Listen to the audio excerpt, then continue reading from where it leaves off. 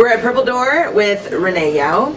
And Renee, I heard that tonight you're going to be doing music for the first time in like a bigger audience kind of a thing. Are you excited? Yeah, I'm really excited. I'm extremely nervous, but it's definitely a big jump from the last few shows I had. Very small and intimate, so yeah, but it's super exciting to have the opportunity. Yeah, I heard that it sounds a little bit kind of like Adele.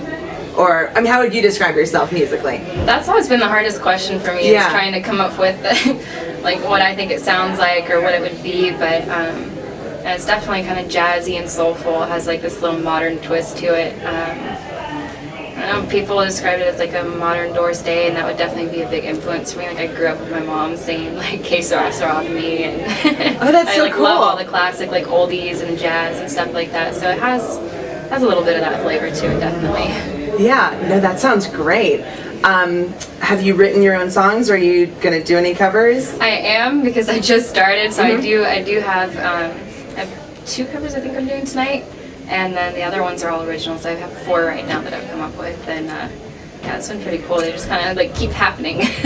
Yeah, no, that's great. I'm sure everybody's really looking forward to it. That'll be a nice treat.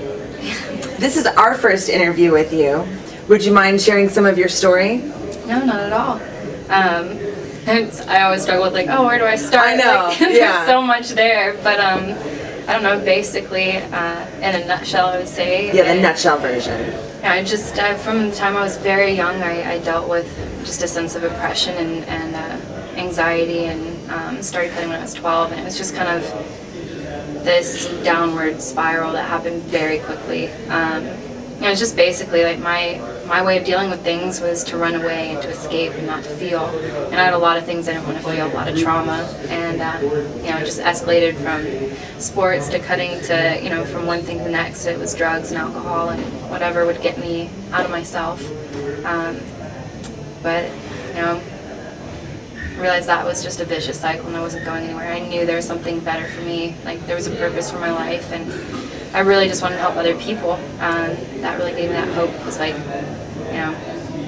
this has the potential to help somebody else. If I can walk out of it, like I can share that with someone. And that's been the past couple of years. It's just been, me getting clean and continuously like working on that, and falling down, getting back up, and just sharing the hope that I have with anyone that I can. So to have the support of so many people, does that help too? Yeah, it definitely does. I mean, having a community of people around me, like, I think not so much on the big grand scale of things with the Detroit Love and Arms and that audience, that's kind of, it's been a lot more removed to me. Like, it's huge and I can't really fathom it. It's just like over my head. But the community of people that I have in my day-to-day life really help, having that support group. Yeah. I think that's something that everybody needs. Maybe not identifying with the exact same things as you, but everybody has things that community can be such a support and a healing for. So what would you advise for people? I think when you get into your teenage years, there's so many decisions you make that can lead so many different directions, but for people who are in a place where they're looking for a community or they're looking for people to support them, do you have any suggestions for them? What they, would you recommend even looking for something like that?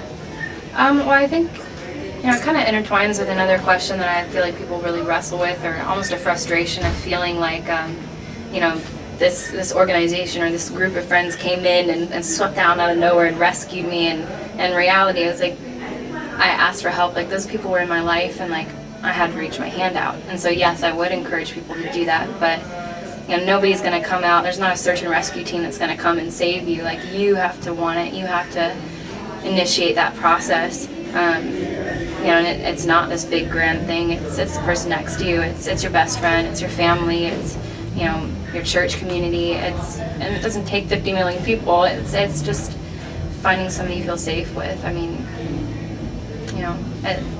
everyone's got, there's somebody around that's willing to listen, and if not, they have a lot of anonymous meetings, whether it's actual addiction or it's other substances, or they have a lot of support groups out there outside of your immediate group of friends for grief and everything under the sun. So that's just, you can look that up online. Like, they have meeting listings for like absolutely everything.